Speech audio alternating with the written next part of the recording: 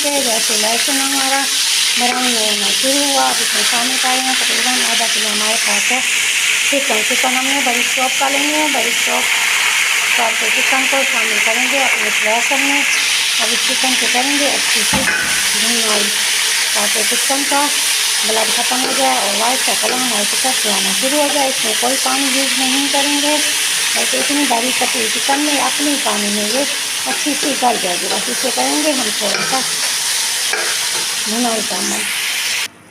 चलेंगे चिकन हमारी हो चुकी है वाइट, अच्छी सी भून चुकी है। अब इसमें शामिल करेंगे हम अपने मसाले। इसमें नमक, मिर्च और हल्दी 1/4, नमक का जायका शामिल करने के बाद इसे करेंगे अच्छा सा भूनेंगे अपने चिकन के साथ। अब इसमें शामिल करेंगे अपने सॉस। सबसे पहले डालेंगे सिरका इसमें शामिल करेंगे हम 1/4।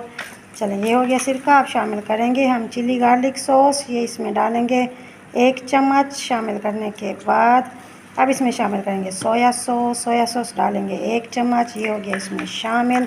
चलें अब इस 3 सॉस के साथ और मसालों के साथ अपने चिकन की अच्छी सी भुनाई करेंगे। चलें दोस्तों ये देखें ये साइडों से घी हमारा निकल आया है, चिकन हमारी भून चुकी है। अब इसमें शामिल करेंगे टमाटर, 1 आधा टमाटर से बड़ी चॉप